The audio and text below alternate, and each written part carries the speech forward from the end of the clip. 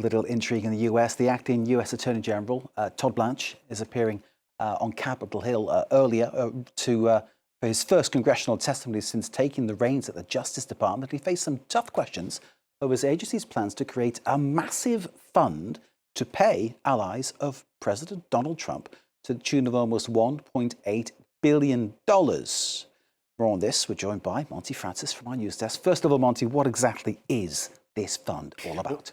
As you said, Mark, this is a $1.8 billion fund. The actual number is $1.776 billion, to make reference to the year that the country was founded as we mark the 250th anniversary of the United States.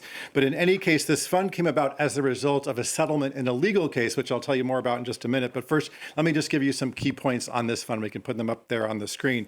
It's called the Anti-Weaponization Fund. It's controlled by the Department of Justice, made up entirely of taxpayer money. Ostensibly, the aim is to fund legal costs for those targeted by the Justice Department under Joe Biden. So namely, those 1,600 people who were prosecuted for storming the Capitol on January 6, 2021. That includes defendants who attacked police officers. And you'll remember that all of those people were pardoned by the president. Now, entities associated with Donald Trump can also seek compensation. The president himself is not supposed to directly receive money, but it's not clear if his businesses could. Now, 5 commissioners will decide who gets the money. Those commissioners are appointed and can be removed by the Attorney General or perhaps Trump. The commission would not have to disclose who is being paid or how much, or explain its decision-making process for payments of more than $1 billion. That seems to be a lot of financial leeway you've written into that one. You mentioned this fund came as a result of another legal case. That's right. So this all started with a lawsuit that Trump brought against the IRS. So he sued the IRS, basically alleging that someone in the government had illegally released his tax returns to the New York Times. So he sued the IRS for $10 billion. That's billion with a B. The reason this is so unprecedented is here you have the head of the government suing the government. So you have Trump as the plaintiff and defendant in this case, and he's asking the government to write him a check for $10 billion. Now, Trump agreed to drop that case against the IRS, and as a result, the Department of Justice, which is headed by Trump's former personal attorney, Todd Blanche, has agreed to create this fund. So you could call this a settlement, but that's not really a very accurate term, I think. Critics are calling it a slush fund for Trump's allies. And earlier today, Todd Blanche was on Capitol Hill, where he faced some pretty tough questions from lawmakers. Let's listen to a bit of what he had to say.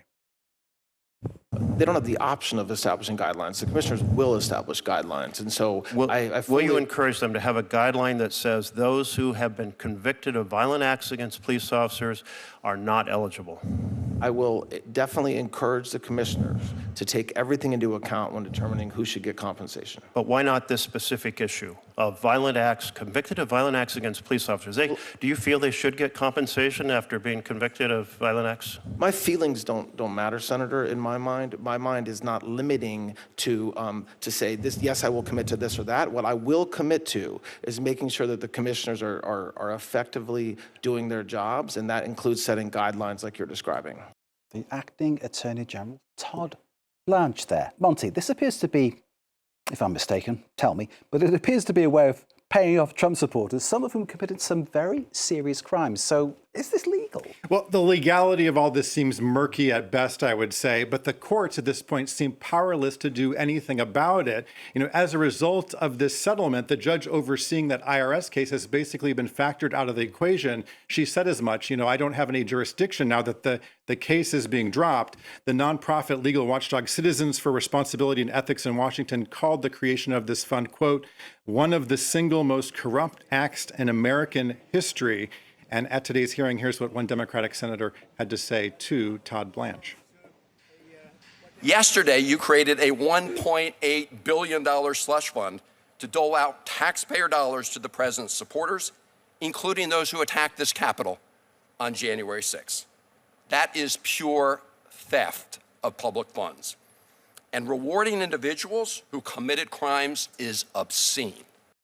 Well, so Mark, there is some talk by Democrats about possibly challenging this fund's legality. We'll have to see where that goes. But at this moment in time, we're looking at Trump and his Justice Department being able to hand out almost $2 billion of taxpayer money with no oversight or even being forced to disclose who is being paid or how much money. It raises so many questions, Monty. As always, thank you very much indeed, Monte Francis.